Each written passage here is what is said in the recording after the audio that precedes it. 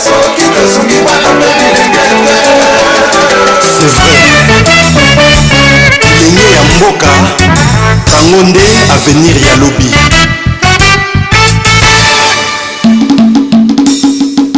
Nakobana kwedeke bango malamu na kokotisa bango kelasi.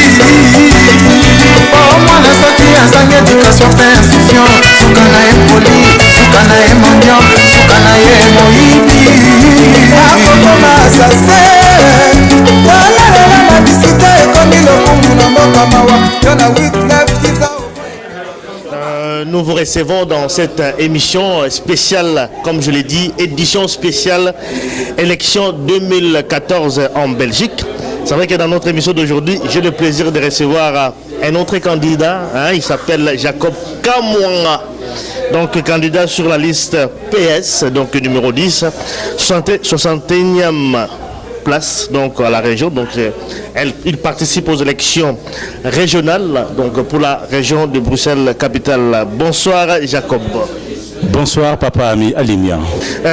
Pour les électeurs ou les téléspectateurs qui nous suivent, qui ne te connaissent pas, si tu peux d'abord te présenter. Merci beaucoup Papa Alimia. Je me présente Jacob Kamwanga. Je suis belge d'origine congolaise, marié, père de 3 enfants, Ruben, Dina et Noëlla. Je vis en Belgique depuis 23 ans. Je travaille comme assistant social. Et la Belgique, ma seconde patrie, mon pays d'accueil, m'a permis d'évoluer, de faire des études d'assistant social et également des masters au niveau universitaire. Donc je travaille actuellement comme assistant social au département emploi du CPS de Bruxelles-Ville. Voilà pour la petite présentation, mais votre motivation de faire la politique. Vous êtes assistant social, maintenant vous faites la politique. Pour quelle raison? Ben, la politique, comme beaucoup le savent, au départ n'était pas mon truc. Moi, c'est du social, rien que du social. Je suis un homme de terrain, un homme toujours à l'écoute des personnes en difficulté, des personnes à problème.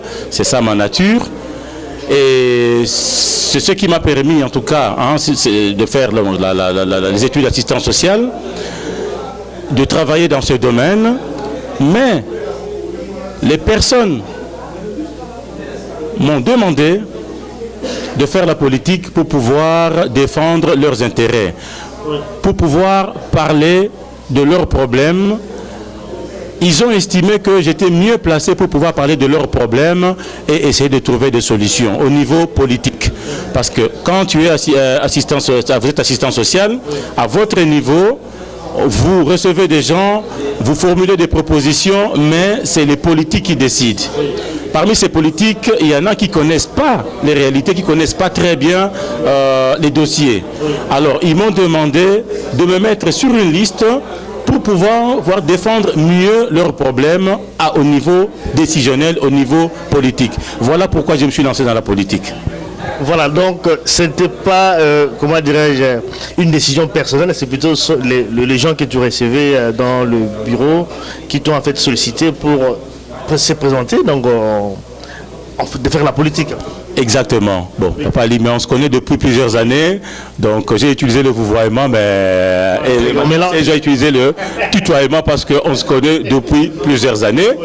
Voilà. Effectivement. Qui te l'ont demandé d'abord, précisément qui? C'est les Gétois. J'habite la commune de Jette. Je suis Gétois. Et les Gétois m'ont demandé de me présenter, de me mettre sur une liste. Ils ont dit oui, merci beaucoup, tu nous défends, mais certaines de tes propositions ne passent pas parce que toi, tu n'es pas au niveau décisionnel. C'est les autres qui décident à ta place. Nous, on veut que tu puisses monter d'un cran, que tu puisses te placer au niveau décisionnel, au niveau des comités, des conseils, pour pouvoir décider à notre place. Voilà pourquoi j'ai accepté. J'ai longuement réfléchi, mais en fin de compte, j'ai accepté cette proposition je me suis lancé, je me suis mis sur la liste socialiste en 2012 pour la toute première fois. J'aurais pu le faire depuis longtemps, pour la toute première fois. Et là, j'ai été élu avec beaucoup de voix, 616 voix. Pour une première participation, c'était vraiment un grand... Aux élections communales de l'octobre 2012. Et depuis cette date-là, je suis élu conseiller communal au niveau local, au niveau de ma commune, dans la commune de Jette.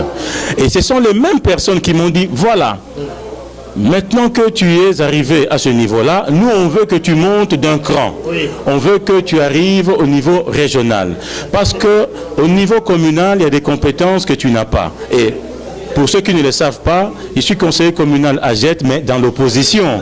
Donc je n'ai pas pu mettre mes projets, donc je n'ai pas pu les réaliser parce que nous sommes dans l'opposition. Alors comme le PS est dans la majorité au niveau régional, et on espère qu'on restera dans la majorité, ils m'ont demandé de me mettre sur la liste. Ce sont les mêmes personnes, les Jettois, la population jettoise, et le non-Jettois, les gens qui habitent d'autres communes, qui n'ont pas pu voter en 2012 parce qu'ils votaient au niveau de leurs communes respectives. Des amis, des collègues, des connaissances, de la famille, des gens qui m'aiment bien m'ont demandé, et moi je prends toujours mon temps de réflexion, et pour finir j'ai accepté. Voilà pourquoi je me suis présenté, je me présente à la région. Voilà. Donc tu as plutôt un choix du peuple quelque part. Ça on a compris. Mais Vox Populi, Vox Dei. Donc la voix du peuple, c'est la voix de Dieu. Moi j'accepte ce que le peuple me demande. Je ne veux pas leur imposer ma candidature. Je ne veux pas m'imposer. Mais j'accepte ce que eux me proposent, et j'espère en tout cas que je ferai encore beaucoup mieux que ce que j'ai fait au niveau communal. Voilà, ça c'est bien compris. Mais votre programme alors, quelles sont tes priorités? Parce que bon, tu parles du projet, tout ça, il faut faire passer le projet. Mais quelles sont tes priorités? Alimia, moi, je ne mange que du social. Je ne fais que du social. Le social c'est ma passion, le social c'est mon dada. Durant toute ma vie, je ne fais que du social. Me mettre par exemple dans le domaine financier, dans le domaine bancaire, on me chasserait même pas à la fin de la journée. Donc je commencerai à 8h, et à 8h30 ou à 9h on me mettrait à la porte, parce que c'est pas mon domaine. Mon domaine c'est le social, c'est ma nature d'être proche des gens. C'est ma nature d'écouter les gens, c'est ma nature d'être empathique, c'est ma nature de pouvoir travailler avec des gens et ensemble pouvoir trouver des solutions à leurs problèmes. Parce qu'il ne faut pas trouver des solutions aux problèmes des gens. Ensemble avec ces gens-là, essayer de voir qu'est-ce qu'on peut faire, quelles pistes on peut exploiter pour que ces personnes-là puissent elles-mêmes se dire voilà, moi, mais bien sûr avec mon coup de pouce, voilà, je vais bien exploiter cette piste-là pour pouvoir aboutir à la solution de mon problème ou de mes problèmes. Voilà ce que moi, je fais comme travail. Donc, dans le programme du Parti Socialiste, il y a une part réservée au social. Je vois mal... C'est-à-dire les sociales, parce que là, parfois, les gens ne comprennent pas. Les sociales, c'est quoi ça? Le CPS ou quoi? C'est quoi? Voilà, le social, c'est la sécurité sociale. Oui. Les 7 branches de la sécurité sociale que je vais énumérer, donc les allocations de chômage, les allocations familiales, les pensions, les indemnités d'incapacité de travail et les soins de santé, le fonds professionnel de maladies professionnelles, le fonds des accidents de travail et les vacances annuelles. Voilà les 7 branches de la sécurité sociale, plus la partie qu'on appelle la partie subsidiaire, c'est-à-dire la GRAPA, et le revenu d'intégration sociale ou l'aide équivalente au revenu d'intégration sociale. Ça, c'est au niveau des CPS. Voilà. Mais concrètement, qu'allez-vous faire? Qu'allez-vous défendre? C'est vrai que vous avez cité quelques branches du social, mais qu'allez-vous faire? Par exemple, pour le chômage, qu'est-ce que vous allez faire par rapport au chômage? Tout ça, mais qu'est-ce que vous allez faire? Vous allez envoyer déjà vers le chômage ou quoi? Mais qu'est-ce que vous allez proposer? Voilà, le chômage, c'est une matière fédérale. Ça, je laisserai à mes camarades qui sont... Qu'est-ce que vous allez faire pour les autres points? Pour les autres points, oui. Voilà. on nous reproche, par exemple, les allocations familiales, suite à la dernière réforme institutionnelle, la 6e réforme institutionnelle, les allocations familiales passent du fédéral à la région. Voilà. Mais ça va se faire de manière progressive. Nous avons également l'emploi qui va passer au niveau régional. Et en matière d'emploi, par exemple, moi, je travaille actuellement comme agent d'insertion, comme je l'ai dit au début de notre émission. Je travaille comme agent d'insertion au département emploi du CPS de Bruxelles-Ville. Dans le travail que je fais, il y a de l'insertion, donc emploi, mais il y a aussi une grosse part du social dans ce que je fais. Voilà, donc les personnes que je mets au travail dans le cadre de l'article 60 viennent avec des divers problèmes à caractère social. Et vu que c'est mon domaine, je les aide, je les écoute, je les oriente et j'essaye ensemble avec ces personnes-là de trouver des solutions à leurs problèmes. C'est bien compris par rapport à cela, mais une autre question, mais moi j'aimerais quand même qu'on aborde ça en lingala, c'est par rapport à la communauté congolaise. Vous avez le parti socialiste, c'est un parti francophone. La communauté congolaise, certaines voix se lèvent, donc il faut boycotter le parti francophone parce que le parti francophone, ils allaient parti oyo, ils ont soutenir le régime ya Congo, tout ça, et que tu vas voter parti francophone. Ils ont la partie socialiste, vous allez beaucoup plus concernés. Et là, nous allons répondre par rapport à nous. Merci beaucoup, Alimia. Na question posée ngali bosso nga qui peut développer sujet moko boye concernant emploi, donc formation en emploi ba jeunes, mais le quoi atteint ali muke moyena dans des borna bordangalité na bi que maman Moulaï alinga et sujet moko vraiment est un accueil à cœur. Maman Guilherme Moulaï nga développer ngo mais papa ali m'appelle singatan, c'est pas grave. Ceux qui na souka na 8 ans na développer on a bi ko linga sujet na mingi. Voilà. Mais bande ko ngai et je sais que pas si on a yoka boycott il y a parti francophone. Bossa l'attention. Bossa libre. Tous dans le pays moko démocratique. Bossa libre nation nabino. Mais boye baka liberté à mutu na mutu. Elle ko la mwana abina papa ngala lingi liberté na ngai. Pesa nga liberté na sala loko na ngai ngamo na lingi. Mais ceux qui mona na ke aziki moto. Ceux qui mona na ke azui likama. Akozonga so ba papa ne papa.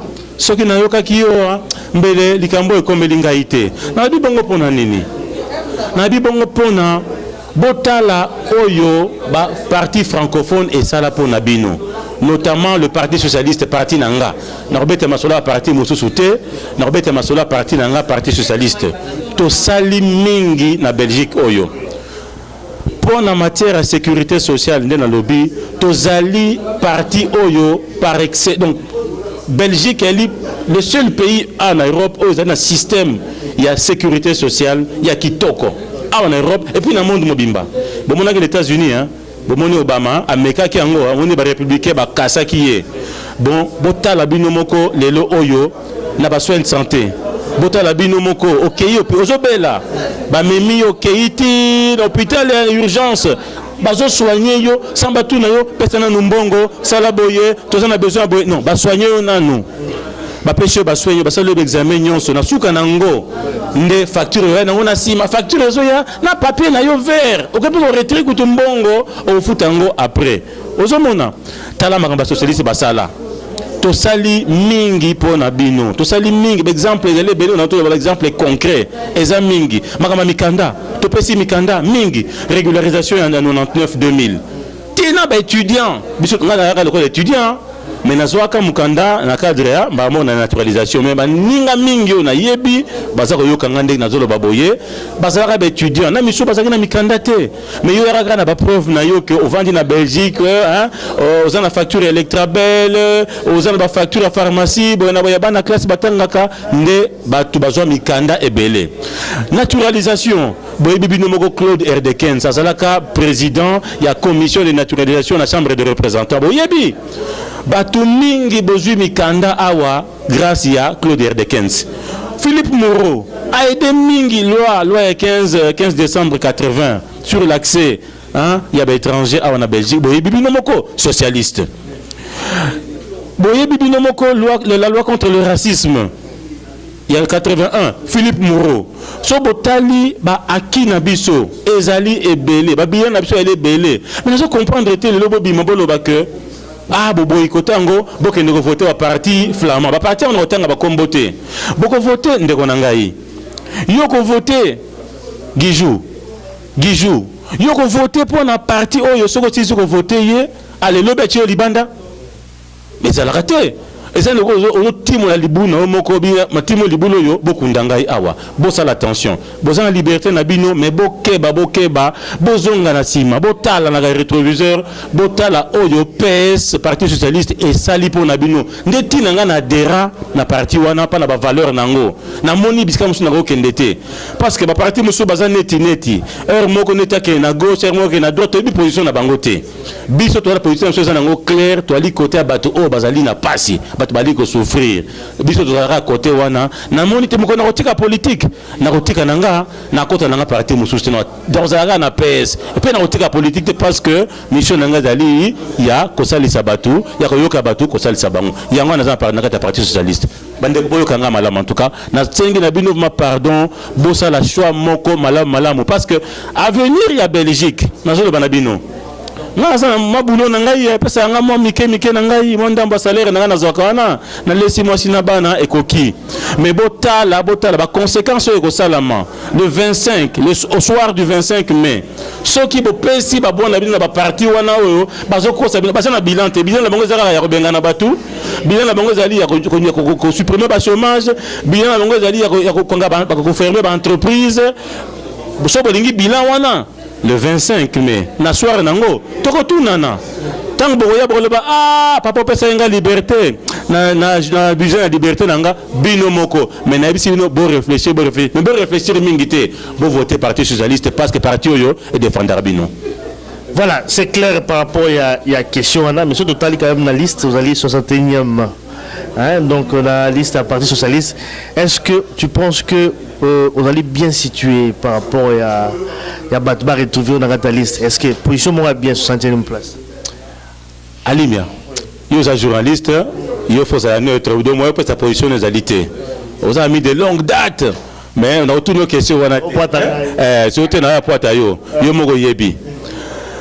Ngai.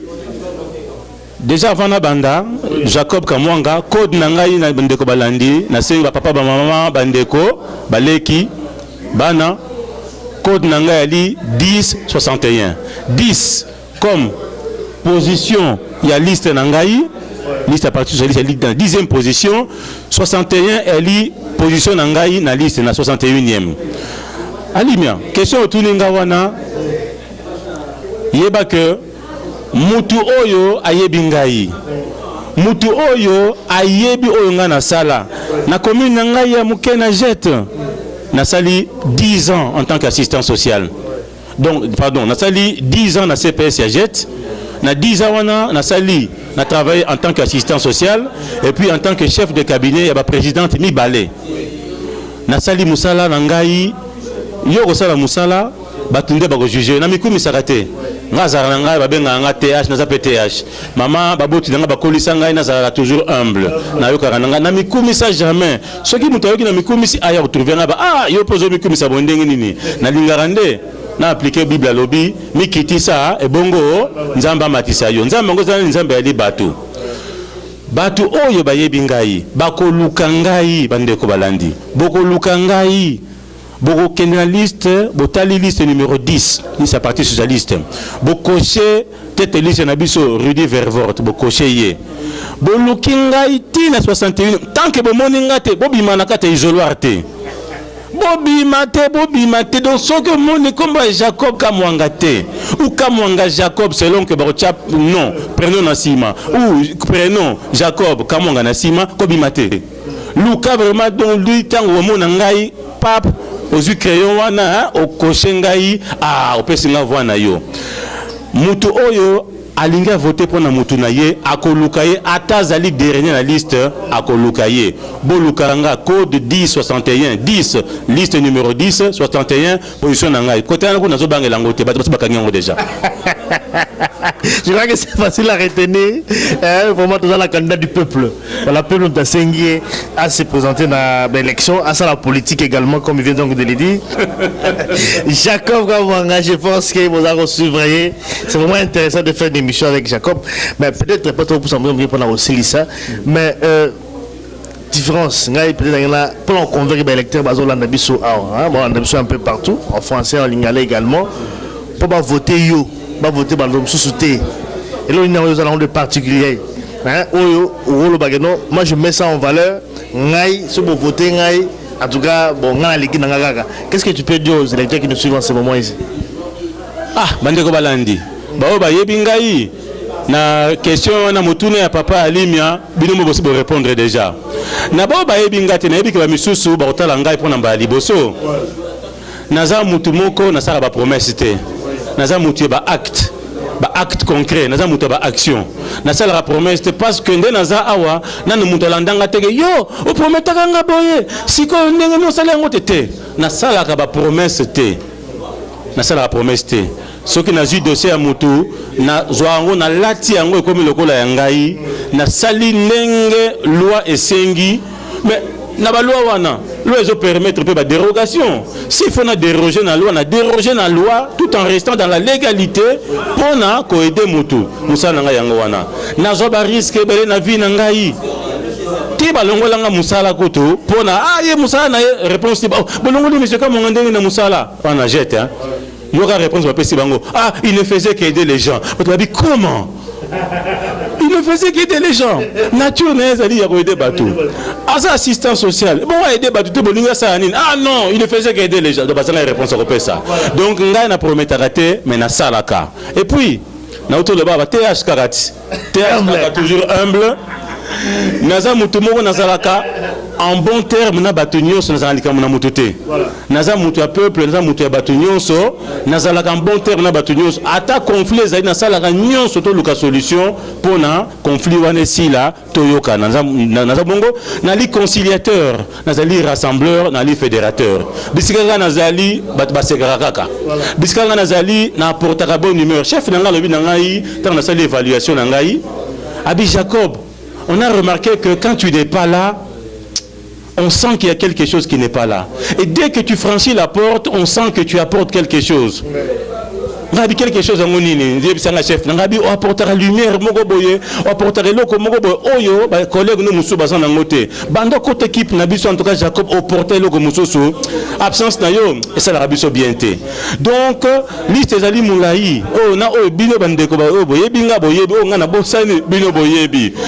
Donc ngai ba caractéristique na ngana ko pesa yango wana ça la que na se distingue na mutu mote o salinga nini ali mazelo ko mona o te na kota at so na zana tor na ngai na reconnaître tor na ngana ndima rango to luki to yokani et si so na zape na raison na remateke omonia na raison okomona yo te na yebi ndenge na kenandenga diplomatie na ndenge moya na de pédagogie pona to solo la malamu na faire comprendre yo que naza na raison yo ozana tort. Voilà soki mutayo kanga na likambo to bona boye bozana émission bozana numéro de téléphone à papa Alimia na benga numéro na ngape papa Alimia pa kopesa bino ngo obengi ngato papa Alimia to kutanto solo ba okosi ozaki na problème na ngai en tout cas à ce que je sache na likambo na mututé. Jacob Kamwanga, comme vous le constatez, donc Azali candidat à la liste Parti Socialiste numéro 10 et puis 61e place. Donc, élection régionale, il faut quand même le dire également, il y a 3 élections. Donc, élection législative régionale, fédérale, non européenne. Il y a 3. Donc, il y a Azali vraiment la élection régionale. Donc, bon, à côté, élection régionale, donc liste à Parti Socialiste, 61e place. Voilà tout comme vraiment la souka Jacob. Et voilà, bonne chance. Et puis, il vous reste quoi à faire? Bon, nous avons lobby à convaincre nous malobanaye. Liste à Parti Socialiste pour retrouver la 61e place. Alors, pendant aussi, ça peut être un mois à souka. Le souka. Natangi ba nangai Ruben dina na novela na papa na bango bana misatu mais na bossa ni molonga ni nanga mupanzi ali mais papa lima moteme za na droite to na gauche na ebisuste na gauche hein motema nanga mama Lidi Bofi Kamwanga Bofingila Kamwanga motema na ngai ya butu na moi azape na biso awa en tout cas na bosana kotanga ye bandeko nyonso oyo en tout cas bazali na ngai nga nazali mwana ya batu nyonso nali papa ya batu nyonso ya batu nyonso leke ya batu nyonso na lingaka batu mingi mama lobaka na ngai yo lingaka batu mingi même moi si na ngai yo musana ko linga batu na lingaka batu mingi et na lingaka pe batu balinganga so muta linga te sala nga pasi mais na respecter la liberté na bango so po linga te et ça eloko te mais na lingi batu nyonso na lingaka batu nyonso même benemi na ngai na lingaka bango na yebi un jour bakobongo la motema bakolinga ngai donc na sengi na bino bota l'avenir ya Belgique pendant l'élection oyo avenir à Belgique zali ko se jouer le 25 mai ce qui te lingi tozala malamu na mboka oyo bandeko na ngai na sengi na bino lokana ko s'adresser na bino bovanda bokanisa botala oyo parti socialiste asala pona biso bato d'origine étrangère bosa la comparaison na ba parti mosusu ba elwana o basala o bazokosa kosa bino bazo ba n'importe quoi basala ba meeting bazo ba n'importe quoi bazana ba bilan oyo neti ya biso te biso bilan kitoko